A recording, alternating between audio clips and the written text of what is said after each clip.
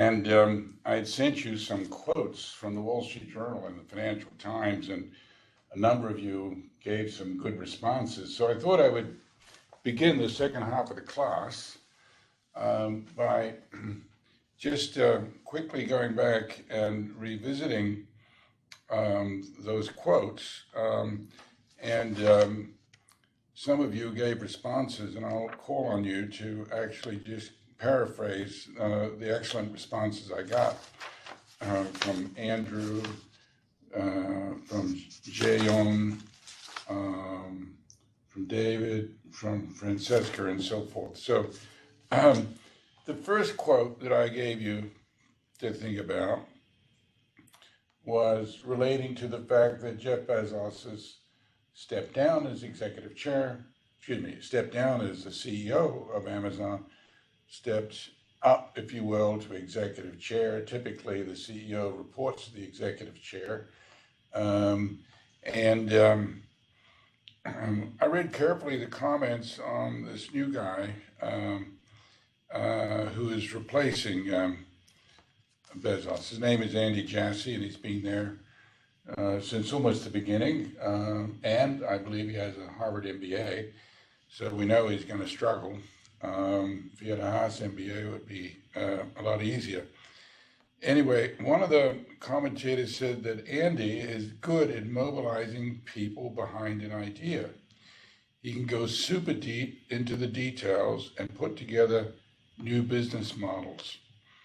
And my question to you was, to you as a class collectively, is this an endorsement of him as being strong at what we call seizing? Is this the kind of guy that could have ever founded Amazon? I guess it's a hypothetical, irrelevant question. But the question now is, will Amazon be led in the same way that it's been led in the past? And if it's not the same way, will it be led in a better way or a worse way?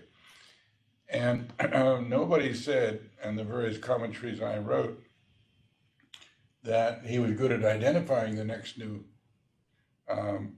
big thing. What he's really good at is going into the details and pulling it all together. Now, he did turn AWS into a real business. It's the biggest profit earner in Amazon today, I think.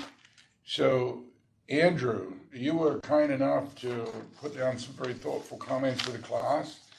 You want to share those comments? I know they've all had a chance to skim them, but probably they were busy drinking a cup of coffee and was on the phone at the same time.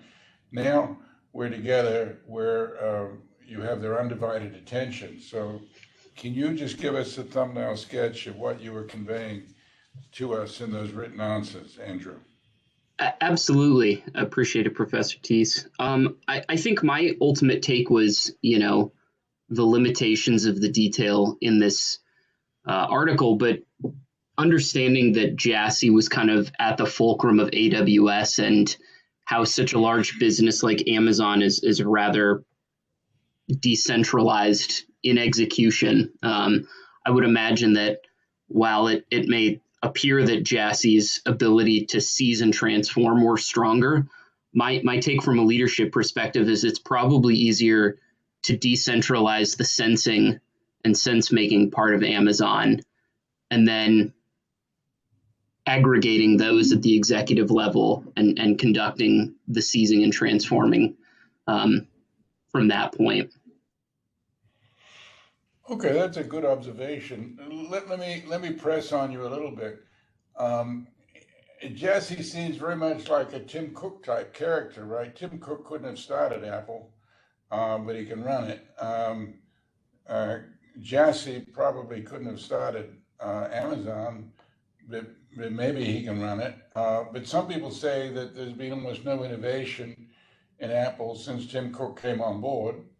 Are we going to say the same thing about Amazon after Jassy's been in place for a decade? And does it matter? Does Amazon have enough stakes in the ground, if you will, like Apple? Jobs left him with the iPhone, the iPod, the iPad, and a revised Mac. I mean, other than the watch and AirPods, Tim Cook really hasn't brought product innovation, but he certainly brought arguably supply chain genius. But is that what makes a great CEO? And is Jesse the right guy for the moment? And what additional color can you bring, particularly vis-a-vis the comparison with Apple? For sure. I think what's interesting about Jassy in particular is that if we were to consider him compared to Tim Cook, I would say that, Tim Cook was a soldier to Steve Jobs' artist, whereas it seems that both Bezos and Jassy are alike in that they have elements of the artist and the soldier. And that just seems to be part of their culture, is that you need to have that kind of duality as a leader. And so I would imagine that, given his ability to perceive an opportunity in cloud computing from an online book retailer, has set him up with that kind of ability to be open to those outside the box opportunities that may or may not arise. I think, in my opinion, one of the most interesting things from Amazon's perspective is that their biggest growth has been their transformation in managing and dominating their own supply chain. They own, I think, the second or third largest fleet of aircraft in the US now. Their large infrastructure of these fulfillment centers, and then on top of that, the software to manage and optimize all of that. And so could we see them leveraging that in other directions in the way they've leveraged an AWS from an internal asset to this, externalized corporate offering? Maybe. And so, you said many stakes in the ground, right, as it regards like consumer applications, autonomous vehicles, to say nothing of like Amazon Prime and entertainment. So I think that they've set themselves up well to be an octopus and have tentacles in many directions.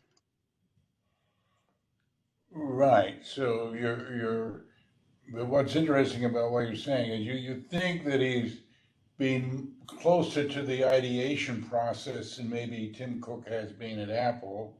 And so we might actually get a few more sparks of creativity out of him than was seen out of Tim Cook. Is that a fair summary that I can pass on to Mr. Cook? I think that's a very fair summary. Okay. What about other members of the class? Do you have any comments on this? It's really a fascinating development. I think, by the way, that Bezos is looking at the fact that he's going to have not as much fun for the next decade for Amazon in a way, because the regulators are now all over him. And the antitrust folks have got their guns on Amazon and Apple, Amazon and Google in particular, I would say, less so Apple and Microsoft. And that's also a different skill set, is how do you manage? I mean, Bezos really hadn't had to manage Washington. In America, you get a free run for a decade before the regulators come after you. So another question is Jassy going to be able to testify in Congress in a way that represents Amazon well? And will he be able to manage? Remember, dynamic capabilities is not only about managing the company, it's shaping the environment and not letting the environment, which here is the regulators, manage you. So we have no clue, at least I have no clue, what Jassy is going to do in that regard and what his skills are.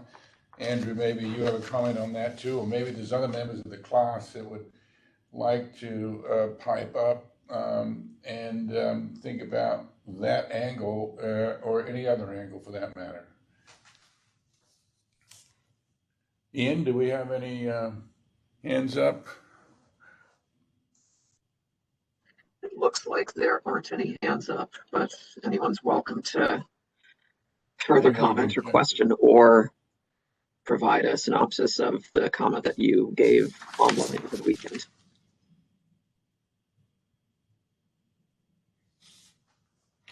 Well, let me make one other comment about this. I mean, remember the Hewlett-Packard company, at some point, Dave Packard gave up as a CEO, and I think it was John Young that came in next, and a couple more CEOs, and then, you know, before its recent troubles, HP got into trouble in the early 90s, and David Packard came back in as a CEO for, guess what? The transformation part. So, you know, Bezos made it very clear in that he's not leaving Amazon at all. You know, he's got lots of other activities, and of course he got, you know, billions of dollars to give away, and it's actually harder to give away money than it is to make it, or it's harder to give it away well than it is to make it. That's why Warren Buffett's given all of his money to Bill Gates to give away, because he's quite forthright about it, that Warren Buffett knows that he would not be good at giving away his money, and he does trust Bill Gates to do it. But the question is, there's still a team here, very much a team. And so maybe Jesse, even if he is a bit short on the early stage ideation and creativity side of it, Bezos is still there, because Bezos, I think he was not only excelled at it, but he was willing to make pretty big bets. And, you know, so long as Amazon was making money, he didn't feel any duty to pay a dividend or anything like that. He just wanted to invest it because he saw huge markets ahead of him. So let's move on then to the second question. Well, actually, Jae-Hoo Chu, you had something to say about this too. Jae-Yoon, you want to say anything? I Yes, can see hi. you there. You had a very nice answer. What would you like to say? Regarding Jesse, I don't feel like investors need to worry too much about lapse in sensing part of Amazon, given that Jesse, well, at least according to the article, Jesse starts with customer problems and works backward, and that should really help Jesse and Amazon with sensing. And if Jesse really helped come up with the idea of building the cloud computing platform with Badgers, then I feel like Jesse would really be a slacker in the sensing department. But something I'd be maybe a little more concerned about potentially is transformation. Transforming, because not so much because I think Jesse is weak at it, but because Badgers was really, really strong at it. So when it comes to transformation, it's not just the CEO having to understand the need for constant renewal and major strategic shift, but really also having to convince investors to allow him or her to do that. And that is something the Badgers was really strong at. He was constantly able to win over the shareholders to his long-term management approach, and really to convince the investors to let Amazon emphasize growth over short-term profitability for a very long time. And it isn't really clear at this point whether Jesse can really replicate that. And I feel like that can be a very big factor in shaping Amazon's future going forward. Very, very good points. You know, Bezos was, you know, pretty articulate, and we haven't heard, at least I haven't really heard much from Jesse yet.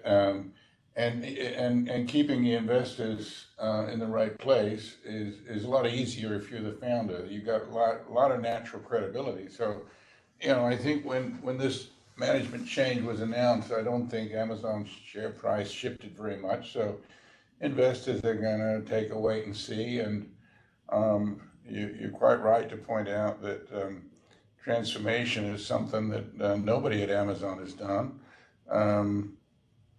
And also dealing with the government in a major regulatory way is something neither of them have done.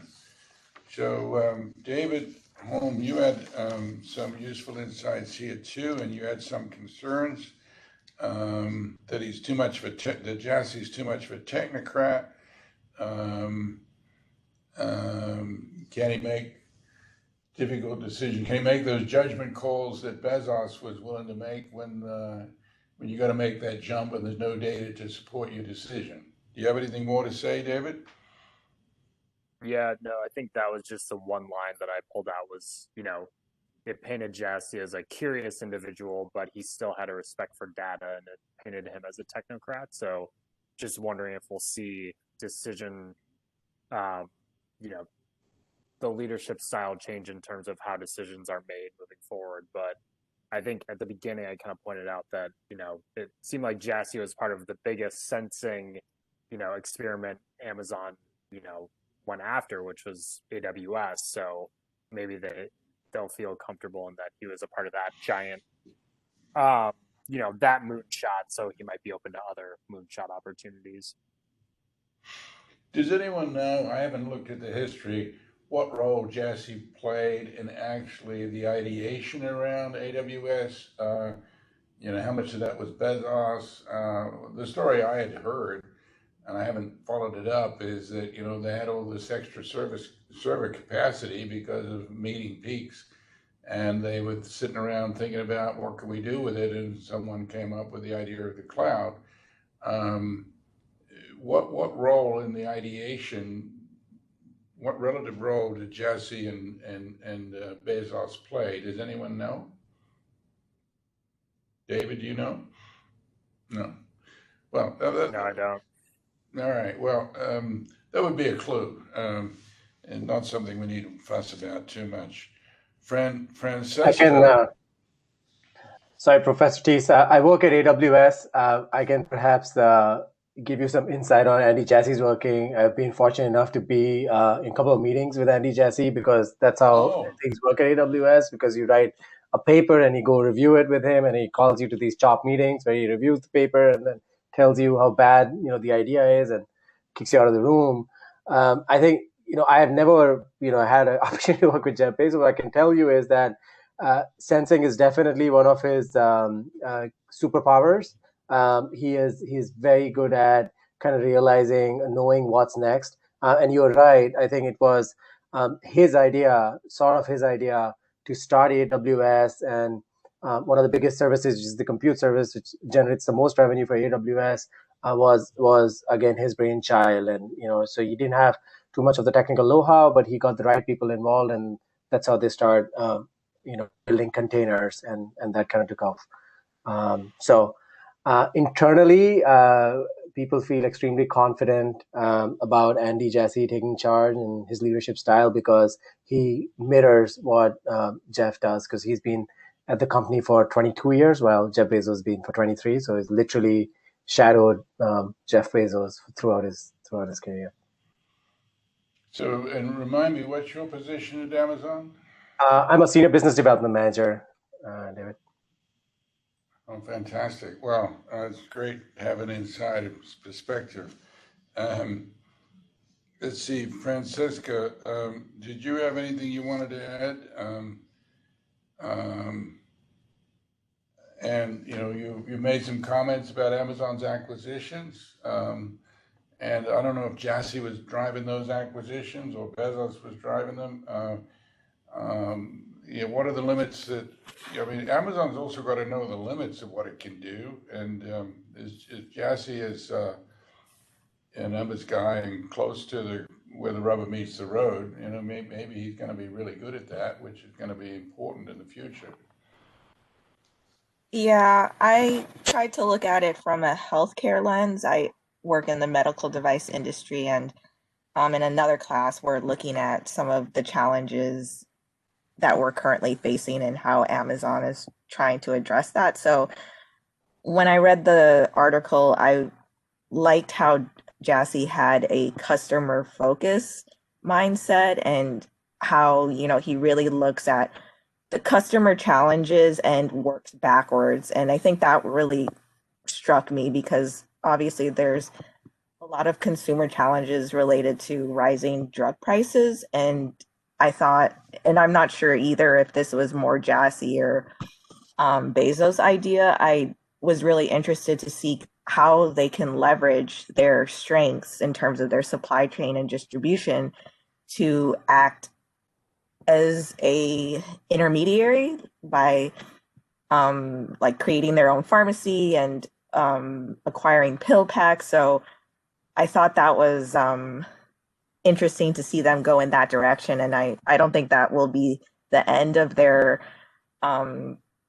endeavors in the healthcare space. And so I'm kind of interested to see where Jassy takes that, knowing that he is focused, so consumer focused, and that's a huge issue in America right now for a lot of people.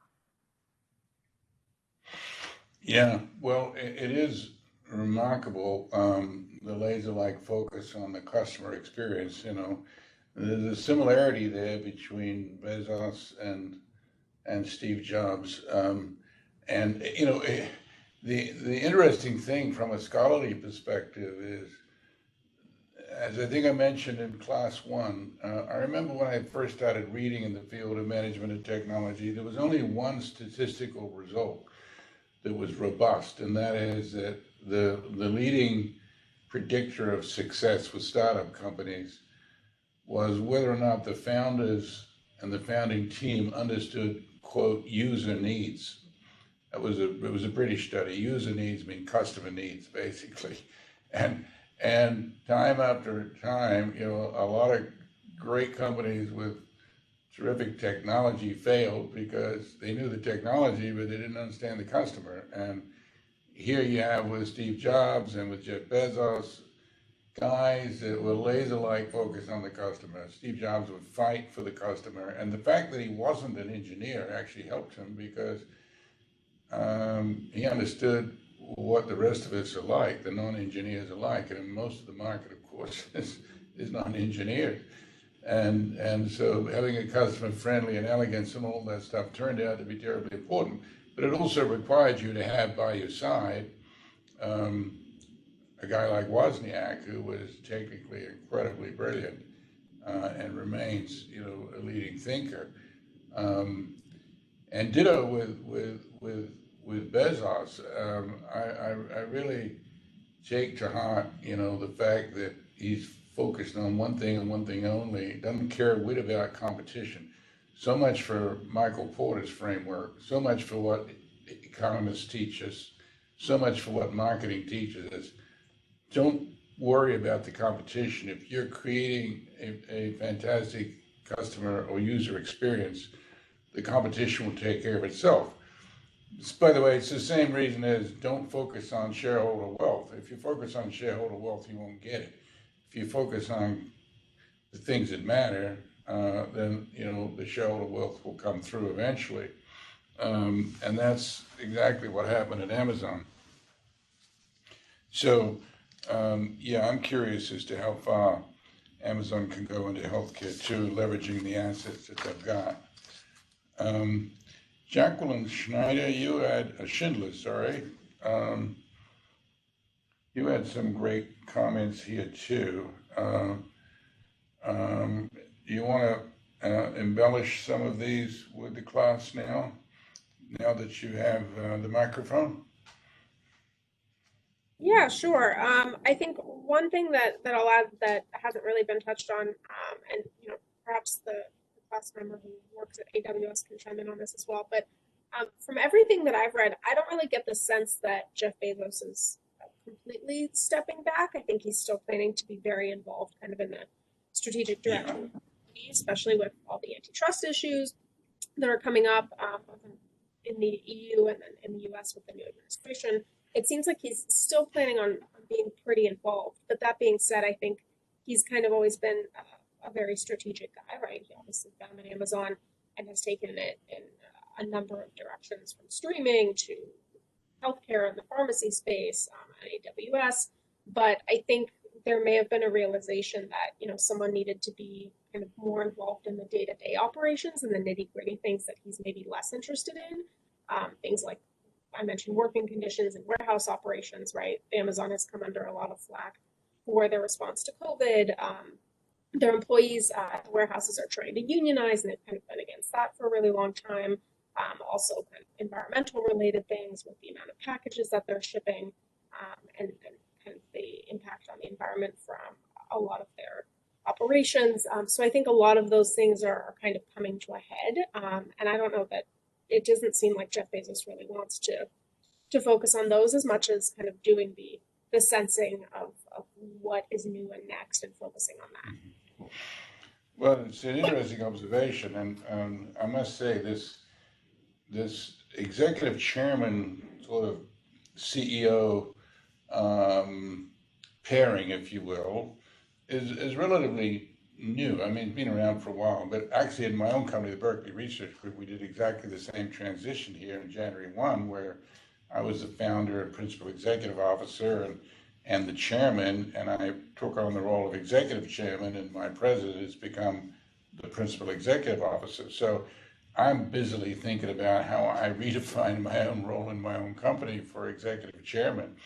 And yes, indeed, it's different from running the company on a day-to-day basis. I've never really run the company on a day-to-day basis. I don't have time because I'm 50% time school with a Haas school. So even though the PEO is usually thought of, or the principal executive officer is thought of as someone who's running day-to-day, they're often not, and I certainly was not.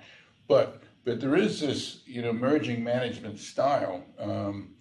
There's a number of other companies that have done this too, where you have an executive chairman who is really more than a chairman of the board. They're actually usually the founder and part of the top management team, very much part of the top management team, but with a broader set of issues relating to strategy and purpose and long-term value generation and value capture. So I'm going to be interested to see how these two roles emerge between Bezos and with Bezos and Andy Jassy to actually watch this model. There have been very few American companies that have done it. It's a new thing and a very good thing. All right, well, let's see. Who else tended comments that would like to say something? Well, actually, nobody else tended comments, but if there's anybody else who would like to make a comment on those questions, now's your chance. All right, well, let me move on. In the remaining time, I actually want to focus on what I think Amazon's going to have to focus on, not just Amazon, but Google, and Apple, and to a lesser extent Microsoft, which is the business environment and the upcoming regulatory efforts. I don't know if any of you had a chance to read the EU Commission's Digital Markets Act Commission staff report, but it's an absolutely frightening document if you are a CEO of a major tech company, because the Europeans are going down a path of completely opening up, if they go through with this, opening up or endeavoring to open up the tech companies and essentially have them provide their data to anybody. So taking away all the advantages of owning big data by forcing them to license their data at some giveaway regulatory price to competitors. So if Google through search collects information on you and me, then any other European competitor that wants that information can have it too. That's one of many proposed regulations. So the staff report is just that. It's not legislation. It's just a report that legislation usually is then considered and built on top of the staff report. So staff reports are incredibly important. And if this comes to pass, if this Digital Marketing Act was to actually become legislation, I think it would destroy the market value of Apple, Amazon, Google, Facebook, Netflix, any of the big tech companies. It would dramatically lower their market values, and and then, of course, it would create a different system between Europe and the United States. So either the United States goes along with the companies would probably have to be broken in two, because you couldn't really manage them as integrated companies. You'd have to have Amazon Europe and Amazon and Google Europe operating under a different set of rules, completely different business environment. So what I'd like to do in the remaining time is actually adopt the position of the regulator or the competition agencies, and think about the fundamental question of, well, how do you think about competition in these markets? Do we need a different competition model? My view, what they've come up with, the thinking of industrial age companies, the thinking that Amazon is like the railroads of the past, the thinking Google is like Standard Oil, and that what we have to do is essentially bust them up, or at least make their key, their data, we'll have to consider their data as being essential facilities that should be open access by competitors. So Ian, I've teed up a short presentation on this concept of dynamic competition, or at least I'm putting forward, based on dynamic capabilities, a different way to think about competition. So the presentation I'm going to give you is one actually directed not so much to you, but to the people thinking about competition policy in Europe and the United States, so that hopefully they can back up and not end up, I'm not so much concerned about them destroying American companies. I am just concerned about that, but they're also going to destroy their own economic welfare, because nobody's going to invest in innovation if you have to give up the fruits of your work to the competition, which is kind of what the Digital Markets Act would seem to propose. So, Ian, have we got that slide pack ready to go? And we'll just, I'd like to introduce you to my concept of dynamic competition. So, alongside dynamic capabilities is a framework for thinking about dynamic competition. Ian, can you put that up, please? Let's see, so you should be able to drive that. That should be, okay. Yeah. This is it's there. Okay, good to yeah. go. Oh, okay. Oh, well, we forgot about that. We did that already. We did this, sorry, 5 forces. Risk taking.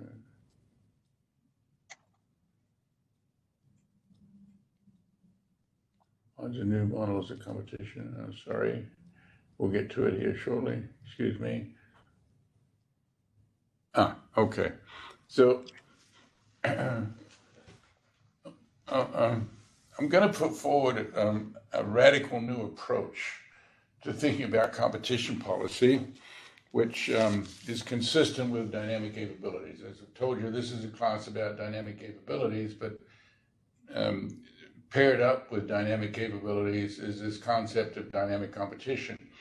And if one believes that innovation is a primary driver of competition, then I think you would have a very different regulatory and policy approach to the big tech question, and not one that would say there's nothing one should do and just let big tech go rule the roost. No, I'm not saying that at all. But I'm saying come at it with an intelligent framework for policy analysis. So here, the roots of everything go back to this very famous economist by the name of Joseph Schumpeter. I'd mentioned his name to you before. While he was born in Austria, he did most of his work in the United States as a professor of economics at Harvard University. And while he wrote in German, I think he also wrote in English, or at least what appeared in English is very colorful and graphic language. And here's how he describes what I call innovation-driven competition. He says, competition from the new commodity, obviously that's innovative new products, the new technology, the new source of supply, the new type of organization, competition which commands a decisive cost or qualifying advantage, and which strikes not at the margins of the profits and the outputs of existing firms, but at their foundation and their very lives.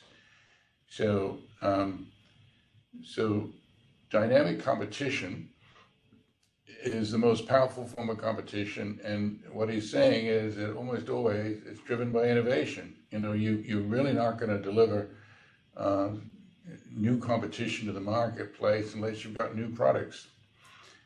So the implications of his statement are really what I'm going to try and pull out here and then apply to the regulatory environment. It means that static competition is weak tea. Now, what do I mean by static competition? I mean competition that comes from imitators, for instance. In fact, today I just saw a study on the pharmaceutical industry that showed that when new drugs come in to a new category, it lowers the cost of the generic products that are there by 30 to 40%. So if you really want to know how to get price competition going in the pharmaceutical industry, it's through more innovation. Whereas, you know, the basic regulatory approach is when can we pull the plug on the guys with proprietary technology and bring in the generics? Well, you know, generics are great, but they free ride on the innovation of the big brand drug companies. And there's a very important study I just saw today, just published, which showed that really, if you care about low drug prices and new drugs, and well, new drugs at low drug prices, the biggest driver of price competition, and of course it's not rocket science, is innovation. We all know that. Anybody who's thought about this for more than 10 minutes knows that. But when you're in Washington or when you're in Brussels, you know, what they see is high profit margins, and what they want to do is reduce those high profit margins by bringing in generics. And of course, if you bring in generics and you take away the cash flow that's necessary for innovation, you then end up a few years later having less innovation and less price competition. But if your focus is the here and now, yeah, it's always better to bring in a generic product and undermine proprietary drugs. So that's static competition. But, you know, here I'm putting forward the case for innovation-driven competition as being more powerful. And it's not only that competition supports innovation, it's also that innovation drives competition. People in Washington and Brussels do understand that competition is important for innovation, as it is, but they don't understand that innovation is important for competition. And I've got some quotes here from some contrarian. When I say contrarian, means they agree with me, because I'm a contrarian, if you haven't figured it out already. And this is Tom Roush, who's actually a San Francisco guy, lawyer who became a federal trade commissioner. And in 2010, he says antitrust. In America, we call competition policy antitrust, but Europeans use the term competition policy, which is in many ways a better description. Tom says antitrust is historically focused on static rather than dynamic analysis for a number of reasons. The first is the antitrust community, both lawyers and economists, have a greater familiarity and comfort with static analysis. By the way, this is a pathetic statement about professionals, that, you know, you use the tools you're familiar with rather than the ones that are right for the job. Anyway, but he's openly confesses that people are trained with static microeconomics, you know, just like the Porter framework. They got greater familiarity with it, greater comfort with it, and that's the main reason why we don't do dynamic analysis. But then he says, third, there's a perception that dynamic analysis is less well developed. Of course, he's right. It's less well developed because there's only about 3 people in the whole world, and I'm one of them, that has been writing actively on dynamic competition and trying to operationalize a framework. But it requires that you throw away most of what you learned in graduate school and start all over again. depending on what graduate school you went to. And needless to say, academics, no different from other people, they tend to want to push what they know, whether it's right or wrong. And then Christine Wilson here, quite recently, Federal Trade Commissioner, 2019, innovation over the longer run will deliver very large consumer welfare gains, yet competition authorities routinely struggle to account for dynamic effects. So what she's saying is, clearly innovation is a big driver of consumer benefits, but the competition authorities struggle to account for it. And because they struggle to account for it, they basically ignore it. They take the easy road out. So what we're having in the policy debate is what happens when people are lazy intellectuals. You know, a spirited intellectual will want to go after the truth rather than push on to society that which conventional wisdom that somebody else taught you.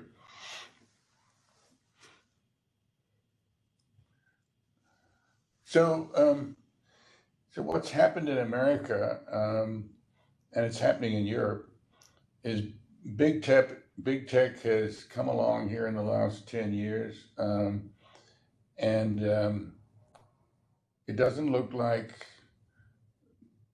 traditional regulation is working, and so the progressives on the left have gone back to famous Justice Brandeis, hence they're called neo-Brandeisians, who essentially just say big is bad, end of story. If anything big is out there, we should chomp it down because it can't be good. That's a very blunt axe approach to competition policy or to anything for that matter. But they do see innovation as playing a role in competition, but to them, innovation can only come from small firms, not from big firms. So if you're a big firm, almost by definition, you're suppressing somebody else's innovation. Now, there is some legitimacy to this point. You know, Amazon routinely gets criticized for bringing in-house and making what do you call Amazon Prime products or whatever.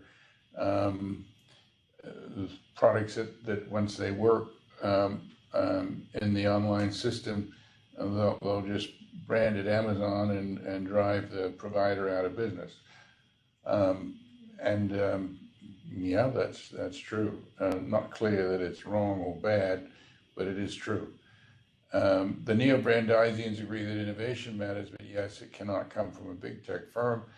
And importantly, the most important thing is they don't recognize this broad spectrum nature of big tech competition.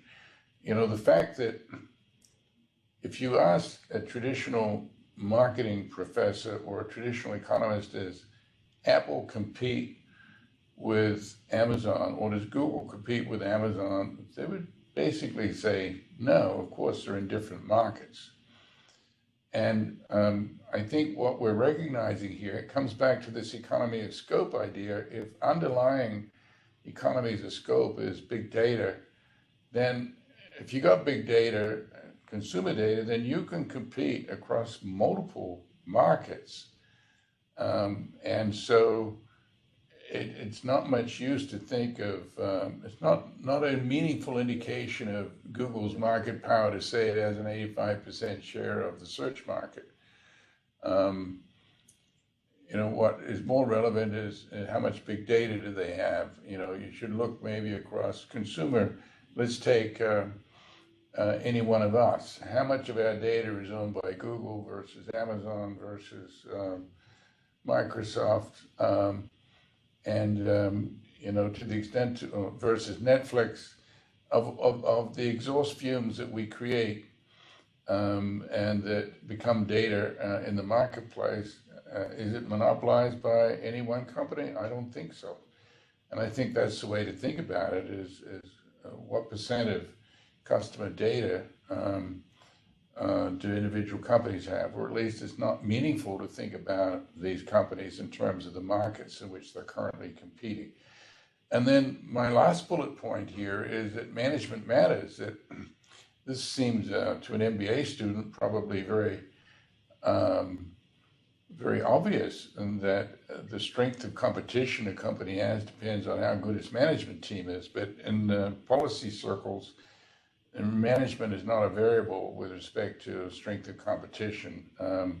Everybody's got the same management is a basic assumption of the competition authorities. And clearly that's not true. So we need a new analytical framework. The old approaches don't work. Mainstream approaches are wrong. And why is that so? And this is a little diagram that is dear to my heart, and it's because it's provided by my Berkeley colleague, Professor George Akerlof, by the way, a Nobel laureate economist. Whenever you want to get a point across in my field, whether it's in public policy or management, if you can anchor it on something a Nobel laureate has said, then people won't think you're an idiot. Otherwise, they'll think you're an idiot. George Akerlof, of course, is the husband of Janet Yellen, who's our Secretary of the Treasury. And the two powerful Berkeley, the greatest power couple from Berkeley right now is George Akerlof, Nobel laureate economist, and Janet Yellen, Secretary of the Treasury. And this is Akerlof's little diagram here, where he says, here's what happens in the social sciences, and particularly in economics, that there are issues to study in the policy area and in management for that matter. And there is hardness, which is the analytical tools that you bring to the issue. And then there's the importance of the issue. And what he says is that the more important or the bigger the issue, the less tools we have to deal with it. And so in order to analyze very important issues, you've got to use things like judgment. You've got to use knowledge. You can't go to some little simple mathematical model. You can't summarize it in one or two simple statistics. By the way, you see this going on with the pandemic right now. I mean, I always love it when President Biden says, well, we're going to bring science and we're going to listen to the experts. Well, which experts? Are we talking about epidemiologists? Are we talking about doctors? Are we talking about lawyers because there's legal implications? Are we talking about sociologists? Are we talking about mental health people? Are we talking about economists because there's an impact on the economy? Clearly, when you have a big, hairy problem, there's no one simple model that you can use or no one simple tool. You've got to use a multidisciplinary approach. And that's where static competition comes in. The reason why competition authorities favor static competition is you can build models. They want simplicity, and they want to be able to prove that they're being, they want to be able to claim that they're being scientific by using a model. But as Akerlof points out in this diagram, the more you push for formalization and modeling, the less important the questions are that you can address. And dynamic competition, of course, because with dynamics, your ability to use equilibrium models, 99.999% of models in economics are based on market equilibrium. And as you move into the study of innovation, the very essence of innovation is disequilibrium. Clay Christensen became famous by using the word disruption, which is what Schumpeter had used. So clearly innovation is not about equilibrium, it's about disequilibrium. And dynamic competition is high on the importance scale, but difficult to formalize. So it's low on the hardness scale. And so most of my colleagues in economics dismiss dynamic competition, not because it's unimportant, but because it's hard to model. That's simple.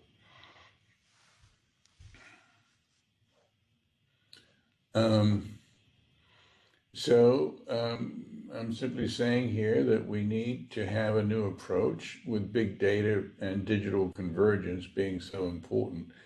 And what stands in the way Akerlof actually used this term. I'm not in the last bullet point. The hardness police. That's the people that will look down their nose and say, if you don't have a model, you're not doing good research, and your policy recommendations are too woolly. So the hardness police, we graduate the hardness police from our top economics departments, and they go around telling anybody that doesn't have a formal model that they're not being scientific, when in fact just the opposite is true. And I mentioned earlier, as Tom Rausch pointed out, the problem with dynamic competition is no one has operationalized it. No one's got it into a simple Porter-like rule book. And everybody wants to have simple solutions, but sometimes you can't develop them. But anyway, because there aren't any simple solutions, that's why the progressives on the left have come up with these, I want to simplify this by just assuming that Amazon's like the railroads of the past, and that Google is like Standard Oil. And now I've got a simple model. It's all about economies of scale, and they're too big, so let's bust them up, or at least regulate them. That's sort of the level of thinking. Now, there have been some fiascos in competition policy because people are using the wrong analytical lenses. I already mentioned Facebook's acquisition of Instagram. Instagram was arguably a competitor to Facebook, or could have become a competitor to Facebook, but the authorities have their simple model, which is it's all driven by market share. Instagram has zero market share, therefore Facebook's market power can't increase, because if you add 0 to any number, it doesn't change. That was essentially the level of the analysis. We could have given Facebook a run for its money if that acquisition hadn't happened. Another case of the same kind took place right here in San Francisco. Fortunately, it was overturned, but Judge Koh in San Francisco or San Jose, I forget which, sided with the Federal Trade Commission, which against Qualcomm, claiming that Qualcomm was charging too much money for its intellectual property, and essentially, any reasonable royalty that wasn't close to 0 was a tax, and that Qualcomm was just simply taxing poor little Apple, and that therefore we shouldn't allow companies that invent 3G, 4G, 5G to get a reasonable return so they can keep investing to keep the ecosystem going. None of that thinking ever got into the courtroom because the Federal Trade Commission doesn't think that way. Fortunately, the appeals court got it sorted out, and the judge's decision was reversed. In Europe, we have the Alstom-Siemens merger for railroad equipment, which was blocked because they were both significant players, but the analysis that the Europeans used ignored competition from China, as if it didn't matter and wasn't there. And clearly, competition from China is a major factor. So that isn't so much an analytical problem as it is a geographic competition problem, and underestimating the power of Chinese companies aided by the states as a competitive force.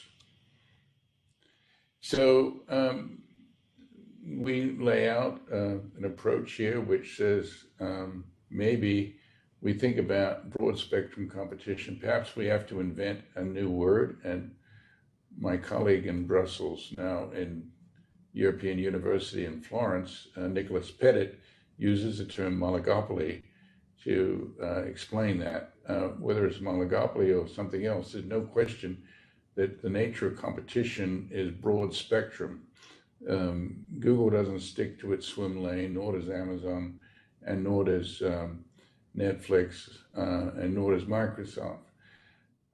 I think another way to sort of make sure that people pay attention to dynamics is to focus on the long-term nature. we're often criticized of being very short term here in the U.S. Not necessarily because people think long term, but they use analytical tools which have the effect of leading to short term analysis and not looking at the long run. So I want to keep the notion that economic or consumer welfare should be the goal, but not in the short term. Take a long term view of it. And if we're able to get this right, if we're able to understand competition, if we're able to understand this new form of competition, here is what's going to be better. One is we'll, have a better understanding about how to manage big tech. Secondly, industrial policy and competition policy can come together. I mean, right now, the United States doesn't really have an industrial policy. Europe has a very robust industrial policy. And on these issues of big tech, it's interesting that there's warfare going on in Europe between competition policy people and industrial policy people. Industrial policy people do understand the critical importance of innovation. Competition policy people, different part of the government, of the EU government, don't understand it and appreciate it. So the Digital Markets Act that I gave you an insight into, I'm sure that's going to be substantially modified because there are other parts of the European public service that really do understand and appreciate innovation. So it's the competition policy folks that are the outliers, and there's a good chance that something good will happen here. So what I'm saying is it's only going to happen though if people dig in and begin to bring these concepts from strategic management, the ones that I'm telling you about and that we're covering in this class, into policy analysis. There's almost nobody from the field of strategic management has any impact on policy, public policy, and nobody in public policy has any impact on strategic management. And these, never the twain shall meet, and we cannot create a good policy environment so long as that's the case. And here, to excite my European friends and remind them of the dangerous path that they're going down, I've got a quote that was made by a quite well-known French politician back in '67. It was a great book that he wrote called Le Défi Américain, which is the American challenge. How does Europe deal with America? And it was exactly the same problem back then, not exactly the same, but a similar problem where Europe doesn't seem to have innovative, large entrepreneurial companies. And it was IBM that was showing up on the doorstep of Europe. The French had ambitions to dominate the computer industry, at least in France or at least in Europe. And there's no computer industry in France. There's no computer industry worth speaking of in Germany. How come Europeans have missed out on all the technology plays to a large degree? Yes, strong in automotive, strong in some other areas. But, if dynamic capabilities is necessary to manage high-tech companies, if you lack dynamic capabilities, you're never going to be able to create and manage high-tech companies. So here is, over 50 years ago, Sylvain Scobet is saying it's time for us to take stock, us being the Europeans, to take stock and face a hard truth that what threatens to crush us today it's not bigness, but, quote, a more intelligent use of skills. It's not monopoly power, not bigness, but these guys, namely the IBMs of the world, they're better. That's why they're winning in the computer industry. And then he goes on to say what Europe needs is, this is before the concept of dynamic capabilities was articulated, but this comes as close to dynamic capabilities as you'll find by anybody written, over 50 years ago. What Europe needs is the ability to transform an idea into reality through the talent for coordinating skills and making rigid organizations flexible. That's sensing, seizing, and transforming, basically. Transform an idea into reality, sensing, seizing, and the talent for coordinating skills, that's very much seizing. And making rigid organizations flexible, that's transformation. So, as I've told you many times, dynamic capabilities has been in the minds of great people for a long time. No one's ever bothered to sit down and actually try and pull the various elements of dynamic capabilities together into an intellectually coherent whole. That's what I'm trying to do, and that's what I'm trying to teach you. So clearly, if you get this right, you'll be good for another century. You won't have to go back to retool. You just keep embellishing and understanding this. And I would claim you can go back into the beginning of human civilization, into the Roman Empire and the Greek Empire and other empires, and understand how organizations succeed. And you'll find there's dynamic capabilities there in one way or another, whether it's the individual, whether it's the organization, or whether it's the nation state. If you don't have dynamic capabilities, you're not going to be able to deal with uncertainty and change. You're not going to be able to innovate, and you're not going to be able to deal with uncertainty and change. So this framework is the most general and relevant framework I think you'll ever run across, other than whatever your flavor of religion is that you have. But this is, in the commercial world, the most relevant framework that you'll ever have exposure to. I'll put this forward, and I'll invite you to write me every year to tell me if you found something that's more relevant and better and more coherent for understanding the competitive landscape that exists today. So that's basically the end of today's class. I want to open this up for questions. I'm hitting you with a lot. We're still developing this dynamic capabilities framework, and we're exploring some of the underpinnings of it, concepts like economies of scope, which, as you can see, to understand the big tech world, you have to understand how big data can be the foundation for economies of scope. It doesn't say, remember, that just because you got big data that you have to become a big enterprise. You could theoretically license it. You could theoretically just get in the business of generating it and selling it to others. And there are some companies that do exactly that.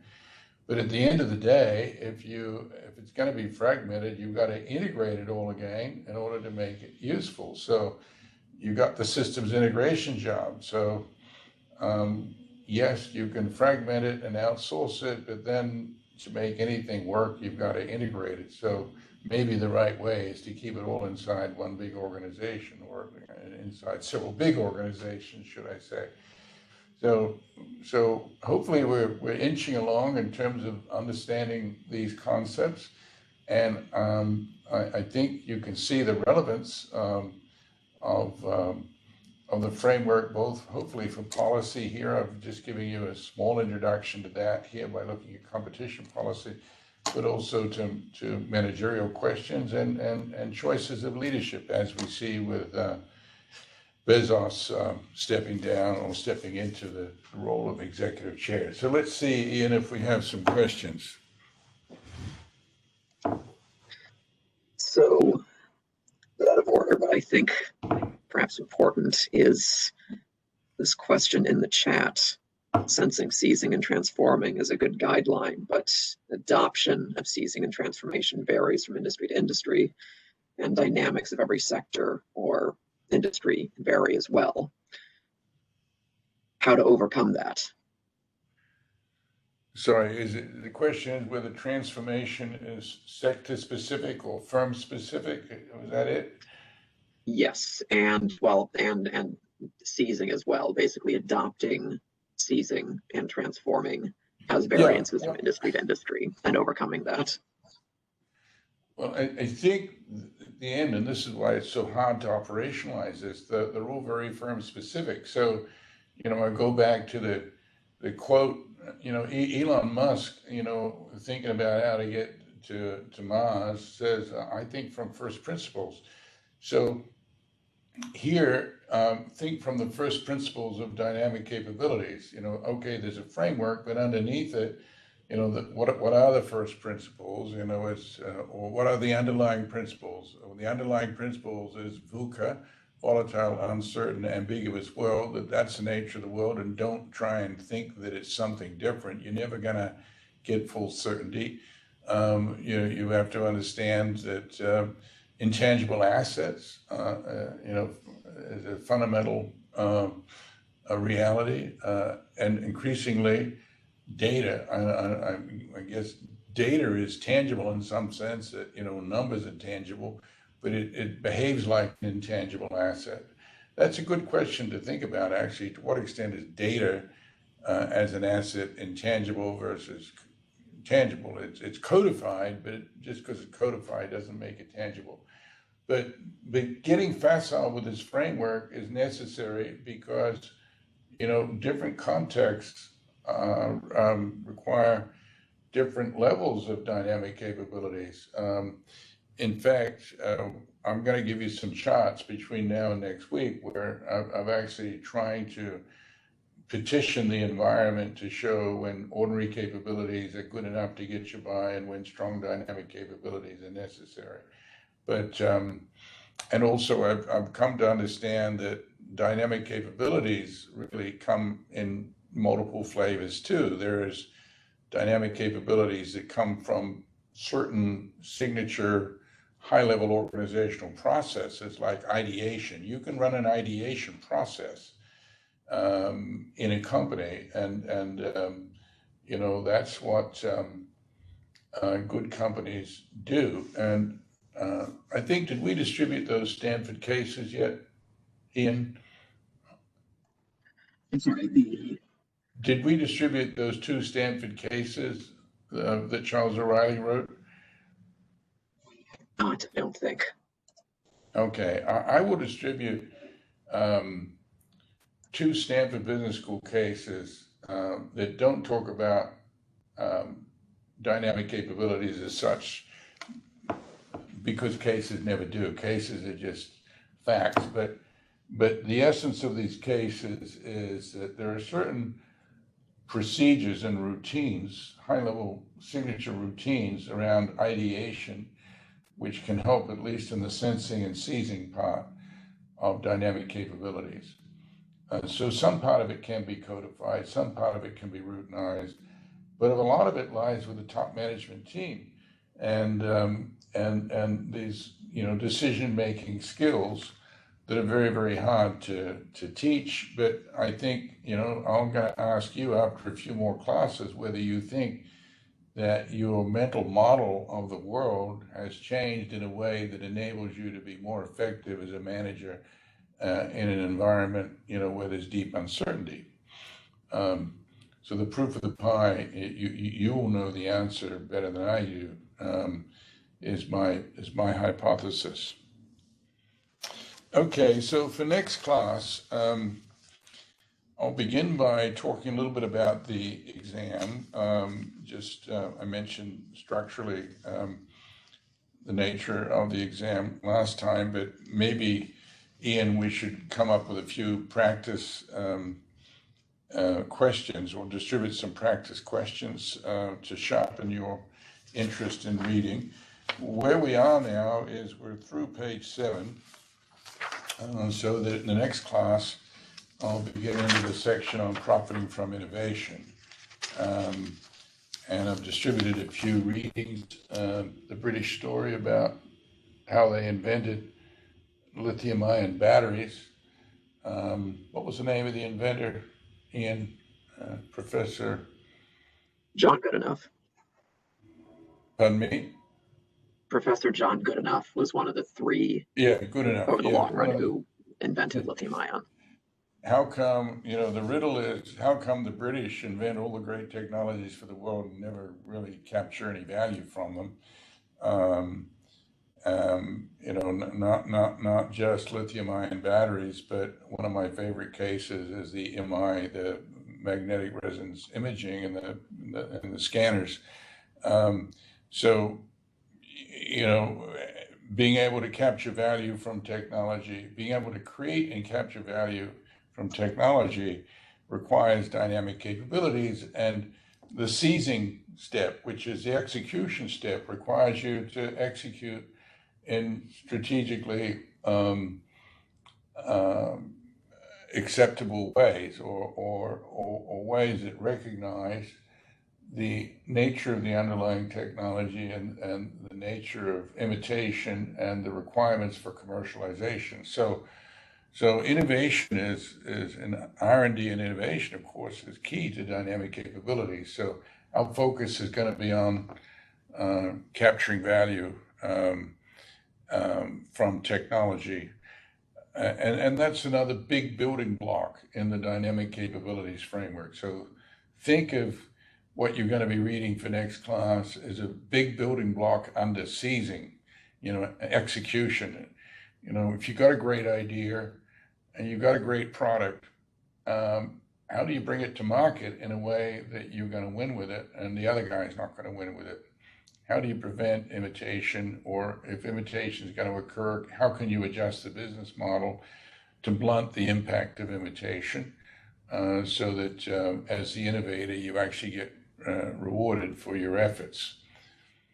Okay, so look forward very much to going into that big building block, and also probably towards the end of the class, distributing some practice exams so that you can start getting a bit more facile, not just with these ideas, but how they all hang together in a coherent way.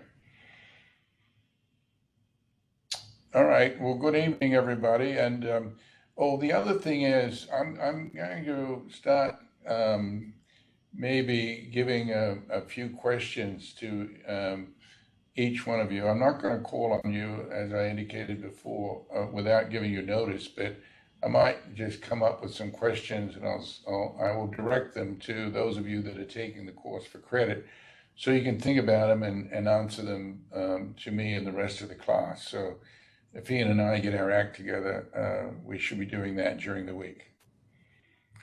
Thank you all, and stay safe is, of course, what we have to say, and look forward to the next class. Look forward to it very much. I appreciate your attention today, and I appreciate your responsiveness, and I want to find more productive ways to draw you into the conversation. Good night.